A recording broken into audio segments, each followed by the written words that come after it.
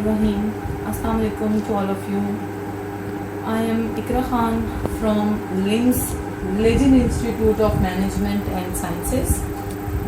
Today we tell you the lecture number and department and also the subject. Lecture number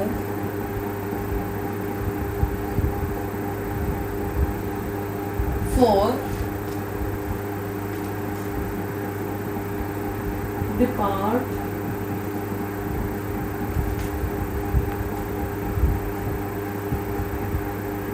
BS English 4th semester, subject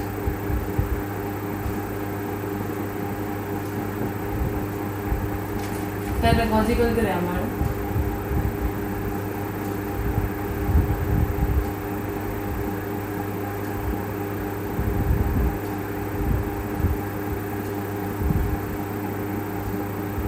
The topic is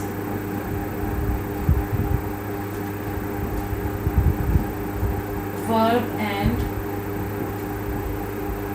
verb phrase.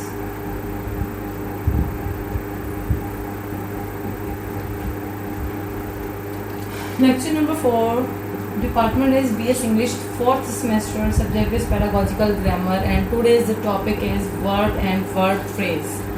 Okay हम इसकी तरफ बढ़ते हैं। सबसे पहले हम देखेंगे कि वर्ब जो है वो क्या है। हम वर्ब की तरफ जो है वो चलते हैं।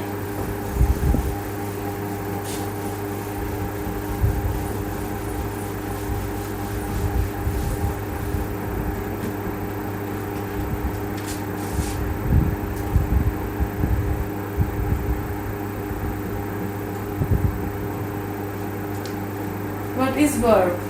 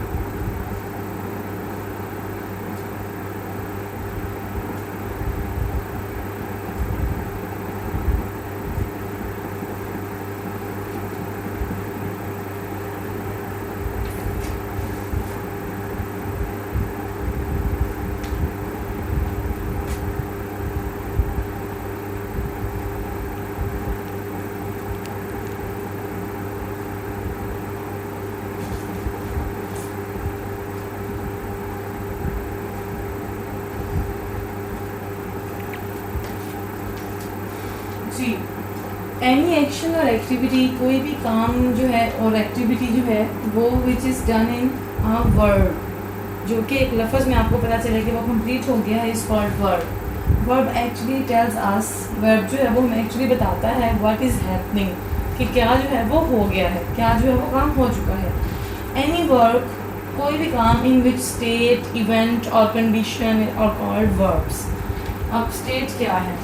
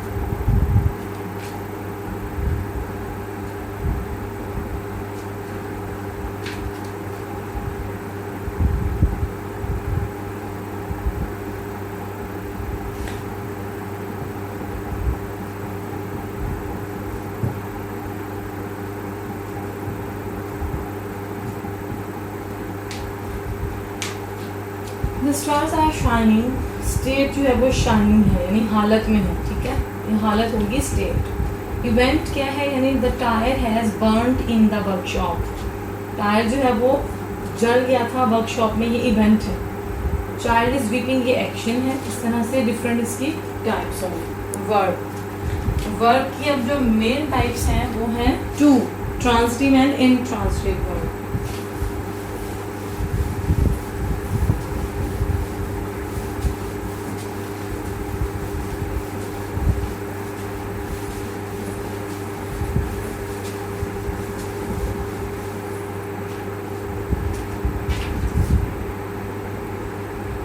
There are two main types of verb.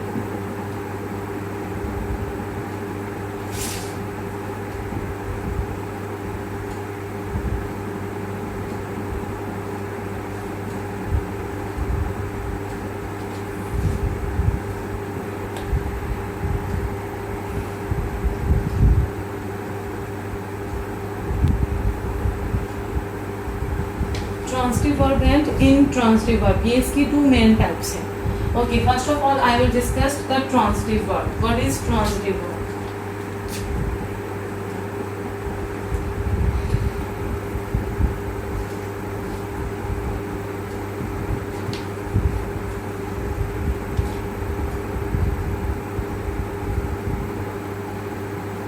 The sentence that does not stop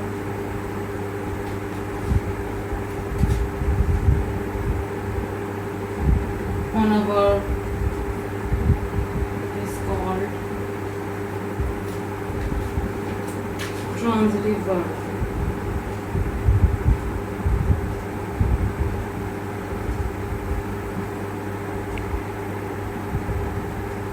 In this sentence has a object. For example, I eat apple. Mother cooks food. ठीक है।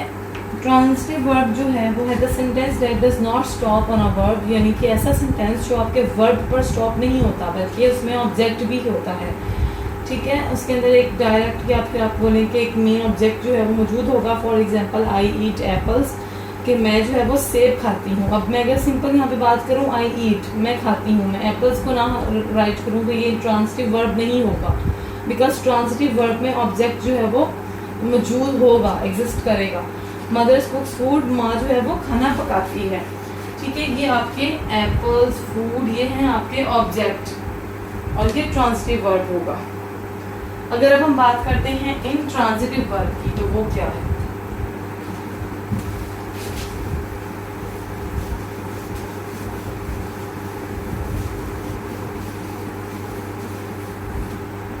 जी, intransitive verb the sentence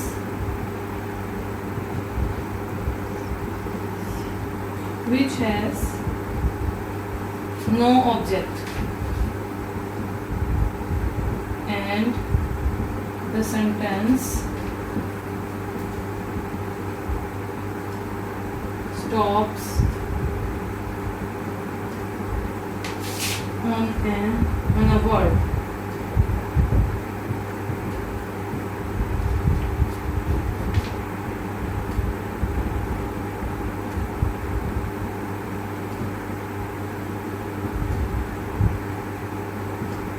The moon was bright.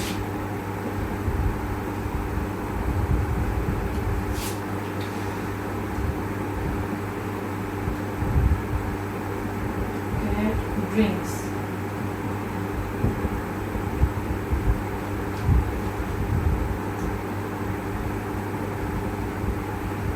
Anna is working.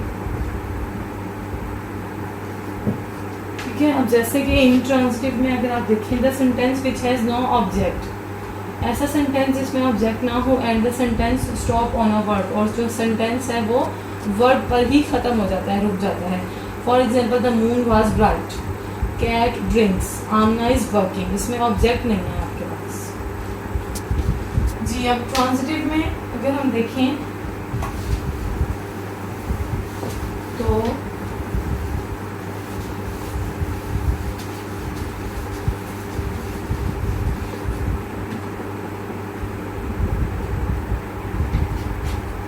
Transitive की 2 types हैं. Mono transitive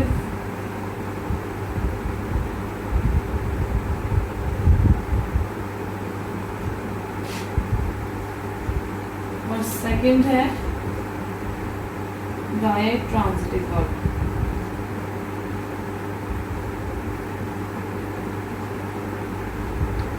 mono transitive verb and direct transitive verb.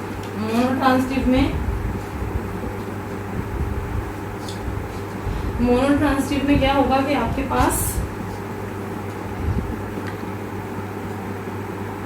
One object होगा.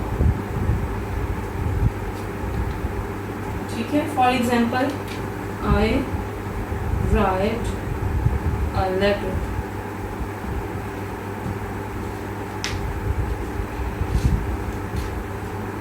You like me. Just simple. एक आपके पास जो है वो ऑब्जेक्ट है. जबकि डाय में क्या होगा,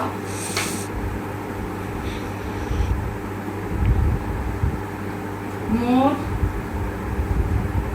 देन वन ऑब्जेक्ट, यानी 2 ऑब्जेक्ट्स जो है वो इसके अंदर होंगे मौजूद. For example I write a letter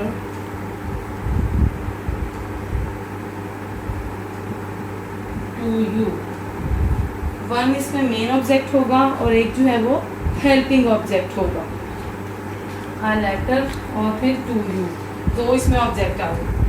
You like me very much.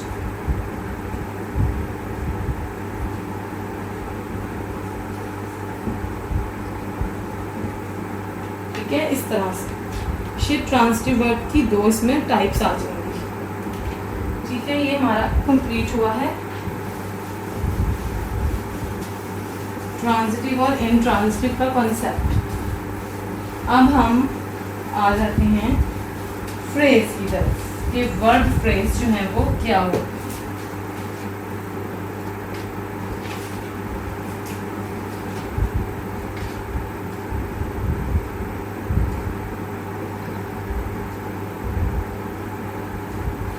What is verb phrase?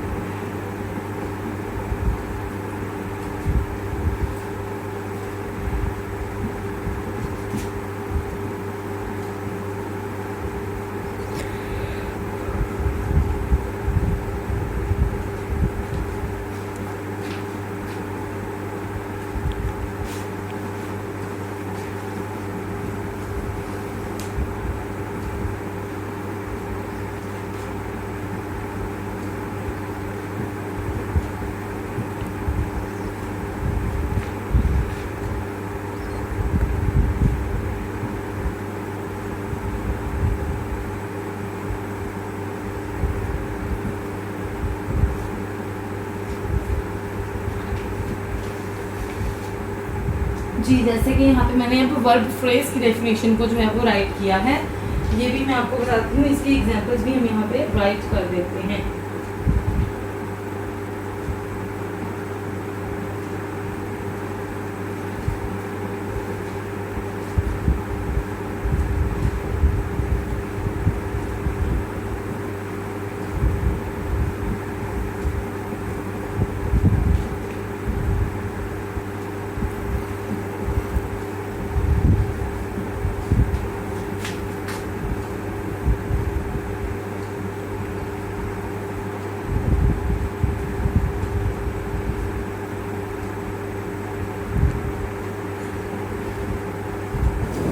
जैसे कि मैंने आपको वर्ब फ्रेज़ के बारे में बताया है कि वर्ब फ्रेज़ जो है वो क्या है।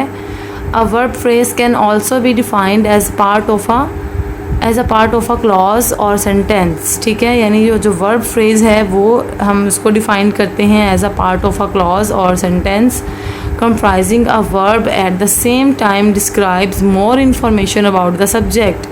यानी वो एट अ टाइम यानी वो डिस्क्राइब कर रहा है, वर्ब जो है वर्ब फ्रेज़ के बारे में भी बता रहा होता है और हमें इंफॉर्मेशन दे रहा होता है अबाउट द सब्जेक्ट से रिलेटेड।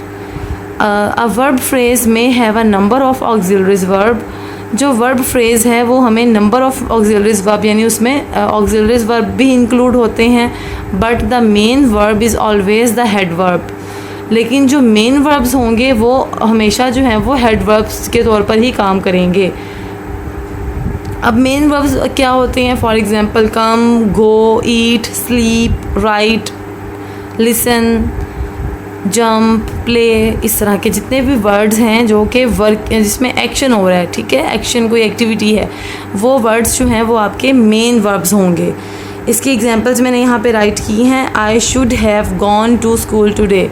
अब इसमें जो शुड है वो आपका मॉडल वर्ब है, हैव जो है वो आपका ऑक्सिलरी वर्ब है, जबकि गॉन जो है वो आपका मेन वर्ब है। अब इसमें शुड और हैव जो हैं वो उसके हेल्पिंग वर्ब्स के तौर पर भी काउंट किए जाएंगे, बट जो मेन वर्ब है यानी हेड वर्ड है जो आपका वो गोन होगा, ठीक है, क्योंकि गोन को सपोर्ट कर रहे हैं modal verb and auxiliary verb.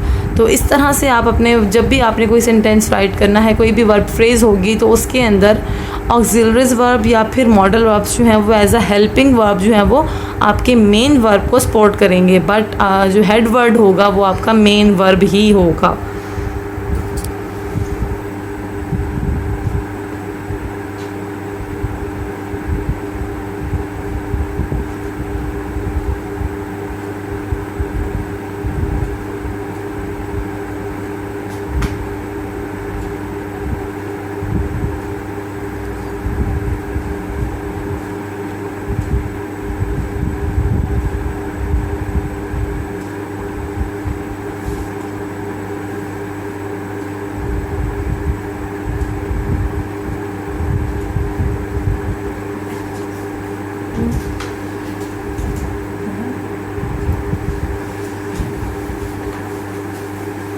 Ji, verb phrase के बाद हम आ जाते हैं, मैं आपको बताती हूँ कि इसमें क्या क्या चीज़ें जो है वो इंक्लूड होंगी।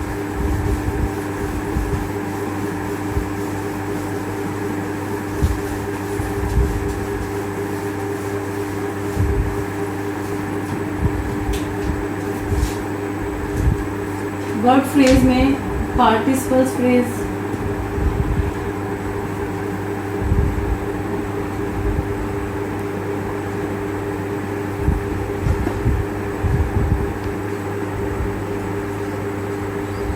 gerund phrases,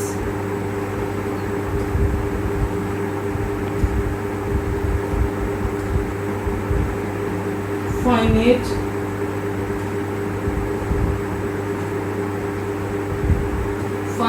और नॉन फाइनाइट,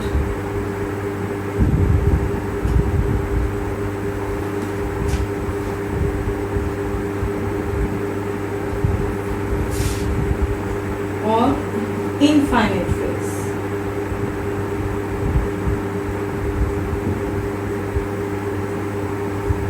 इनको हम पढ़ेंगे और हमारा टॉपिक जो है वो कंप्लीट होगा। हम सबसे पहले पढ़ते हैं पार्टिसिपल फ्रेज जो है वो क्या होती है।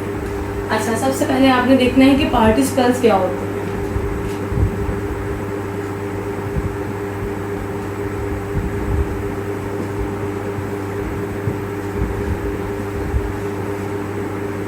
The form of a verb which acts as a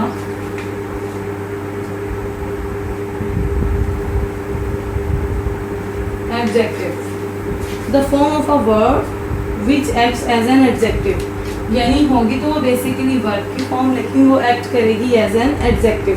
examples: working women,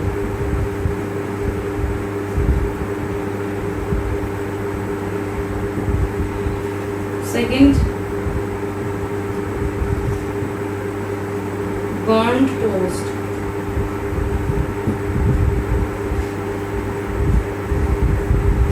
ये एग्जाम्पल्स हैं पार्टिसिपल्स की. इसी तरह की ये होंगी participle phrases.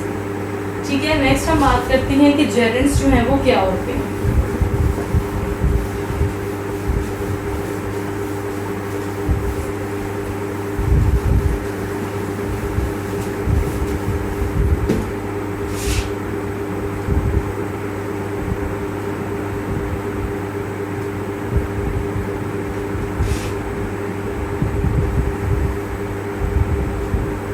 The form of a verb which acts as a noun.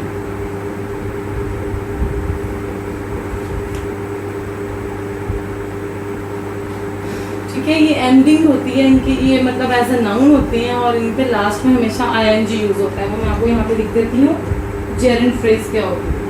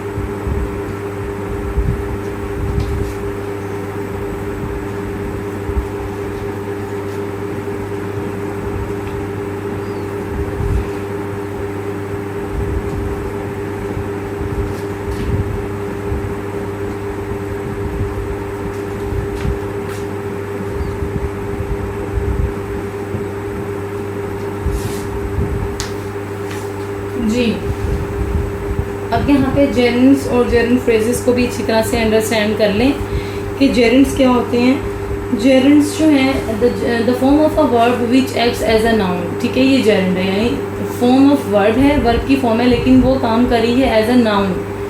ये हो गए जेरेंड्स. अब जेरेंड फ्रेजेस क्या है? Gerund phrases is a word plus ING, यानी वर्ब होगा साथ आईएनजी यूज़ किया गया होगा, but it does the job of a noun, लेकिन वो काम करेगा as a noun. We use gerunds exactly like nouns, हम जेरेंड्स को बिल्कुल जो है वो नाउन के तौर पर है यूज़ कर रहे होते हैं। डोंट कंफ्यूज, आप लोगों ने कंफ्यूज नहीं होना, बिकॉज जेरेंड्स विद कॉन्टीन्यूस वर्ब्स, जो जेरेंड्स हैं वो कॉन्टीन्यूस वर्ड्स होते हैं। फॉर एग्जांपल इसमें आईएनजी जो है वो मस्ट होता है, इसमें प्रेजेंट कॉन्टीन्यूस और पास्ट कॉन्टीन्यूस एक्सेट्रा जो है वो यूज़ हो रहे होते हैं। These end with ING too, और ये जो है सारे जो एंड होते हैं आईएनजी पे होते हैं। अब एग्जांपल्स मैंने राइट की हैं, my sister loves watching TV. अब इसमें वॉचिंग को मैंने अंडरलाइन किया हुआ है, वॉचिंग जो है वो जेरेंड है। माय सिस्टर लव्स, लव्स इसमें और जो है वो आपका वर्ड है, वॉचिंग जो है वो आपका जेरेंड है TV. I like cooking, cooking जो है वो अंडरलाइन किया हुआ है, वो जेरेंड है। आई लाइक कुकिंग, मुझे पकाना पसंद है, बट आई प्रेफर ईटिंग, लेकिन मैं जो है वो ईटिंग यानी खाने पर को जो है वो फोकस देता हूँ। ठीक है, ये हो गई आपकी जेरेंड्स की एग्जांपल्स, और जेरेंड फ्रेज क्या होते हैं वो भी आपको पता चल गया है। जी, अब हम आते हैं next finite and non finite की तरफ।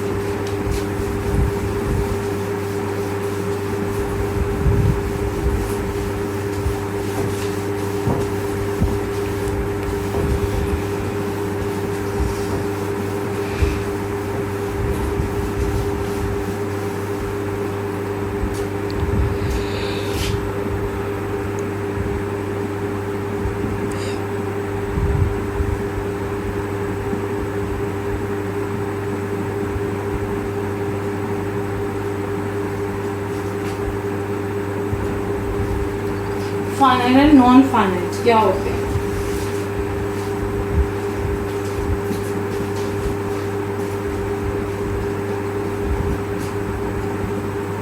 A verb may be finite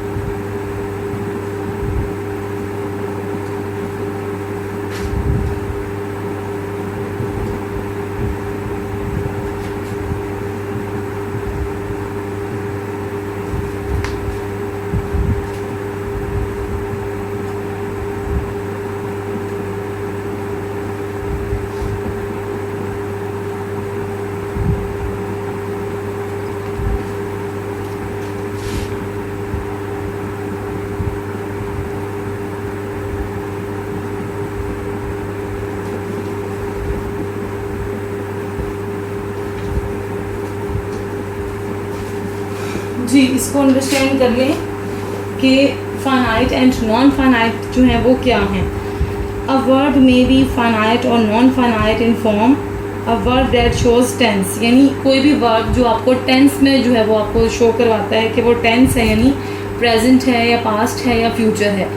ठीक है, यानी उसमें ऑक्सिलरीज वर्ब ऐसे यूज़ हो रहे हैं या फिर उसमें मॉडल वर्ब्स यूज़ हो रहे हैं, और उसमें मेन यानी जो हेड वर्ड्स हैं उनके साथ ऑक्सिलरीज वर्ब यूज़ हो रहे हैं, जिससे आपको पता चलता है कि ये कोई टेंस की बात हो रही है, तो वो आपके फाइनाइट होगा।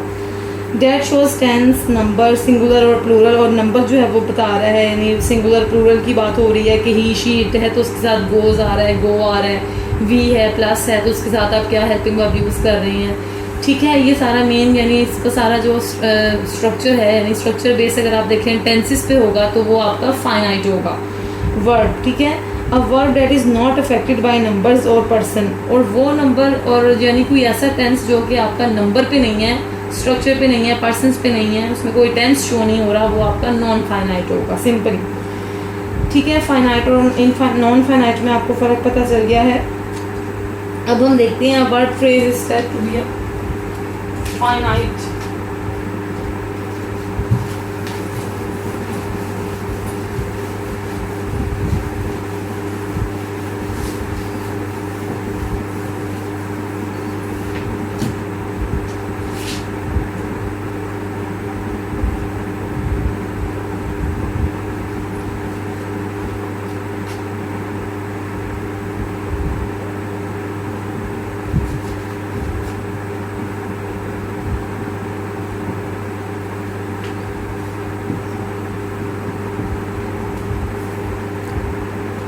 If there is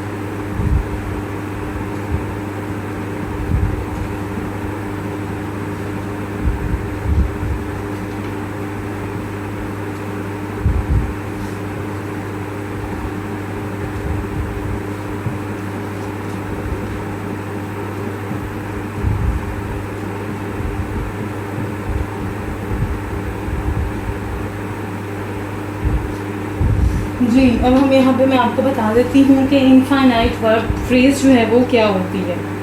sorry, finite verb phrase. Finite verb phrase को अगर हम देखें, a verb phrase is said to be finite if there is only one verb phrase. ठीक है, जिसमें सिर्फ एक ही वर्ब फ्रेज होगी इन अ सेंटेंस में, और जो उसका हेड वर्ब होगा which is categorized as finite, जो कि कैटेगराइज जो है नहीं, वो मेन वर्ब जो होगा उसी से रिलेटेड बात होगी, which is categorise as finite can इधर भी इन प्रेजेंट और पास्ट टेंस। वो हो सकता है प्रेजेंट टेंस में भी और पास्ट टेंस में भी। For example, every Sunday morning, यानी हर इतवार की सुबह आई गो टू चर्च, मैं चर्च जाता हूँ। ठीक है, ये आपको समझ आ रहा है कि ये प्रेजेंट की बात है और इसमें मेन वर्ब जो है वो आपका वो है, तो ये आपकी फाइनाइट जो है वो वर्ब फ्रेज होगी। अगर अब हम बात करते हैं इनफाइनाइट फ्रेज की, जो कि हमारा लास्ट टॉपिक है इस लेक्चर का, तो उसकी बात कर रहे होते हैं, उसको हम राइट करते हैं कि इनफाइनाइट क्या होता है।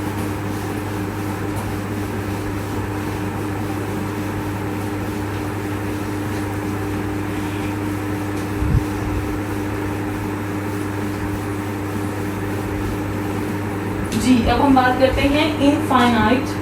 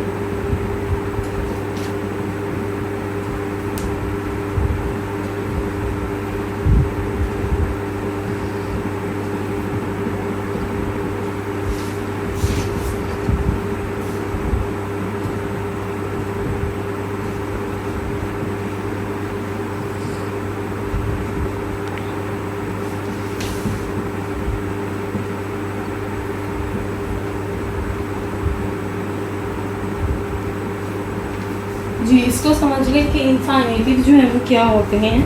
The infinitive is part of a verb. ये जो इन्फाइनेटिव जो हैं ये भी पार्ट होते हैं वर्ब का, एक्सप्रेस्ड बाय टू, जो कि जाहिर करते हैं टू को, as in for example to write, to edit, to sleep, to play. इस तरह के वर्ड जो हैं वो हम इसमें वर्ब से पहले हम टू लगा देते हैं। For example to get a medical degree, ठीक है, इसमें हमने स्टार्टिंग में टू लगा दिया, ये हमारे पास बन गई इन्फाइनेटिव वर्ड फ्रेज। अच्छा, we add to before the main verb और हेड वर्ब्स, यानी हम मेन वर्ब्स और जो हमारे हेड वर्ब्स होंगे उनसे पहले हम टू लगा देंगे, तो ये हमारा इन्फाइनेटिव वर्ड फ्रेज बन जाएगा। या अगर हम सिंपल वर्ब से पहले हम टू लगा देते हैं तो वो हमारा इन्फाइनेटिव वर्ब होगा। आई होप आपने इसको अच्छी तरह से अंडरस्टैंड किया होगा। अच्छी तरह से आपने इसको अंडरस्टैंड भी किया होगा, इसको समझा भी होगा। एक दफ़ा फिर आप लोगों को बता दूं कि आज जो है वो हमने क्या पढ़ा है। हम लोगों ने पढ़ा है वर्ब। व्हाट इज़ वर्ब हमने पढ़ा, वर्ब की टाइप्स पढ़ी, फिर हमने इसको सबसे पहले वर्ब की टाइप्स पढ़ी, ट्रांजिटिव और इंट्रांजिटिव।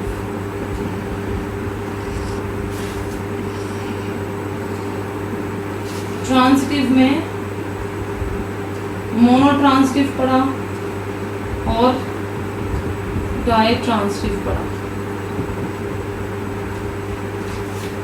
ठीक है। उसके बाद मैंने आपको बताया मॉडल वर्ब्स क्या होते हैं,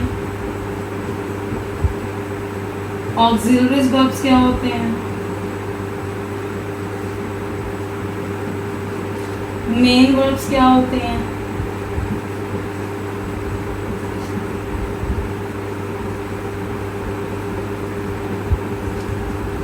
ठीक है। उसके बाद हमने फ्रेजेस पढ़ी, पार्टिसिपल्स पढ़े, जेरेंड्स पढ़े, फाइनाइट, नॉन फाइनाइट,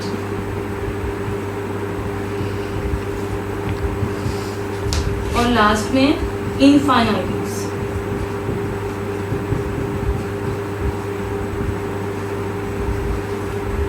यहाँ पर हमारा आज का जो है वो लेक्चर कंप्लीट हुआ। हमने अपना वर्ब और वर्ब फ्रेज को हमने आज अच्छी तरह से कंप्लीट किया है। आई होप आप लोगों ने इसको अच्छे तरीके से अंडरस्टैंड किया होगा। इंशाल्लाह आप लोगों को समझ भी आई होगी, मुझे अच्छा फीडबैक भी मिलेगा। अल्लाह हाफिज़।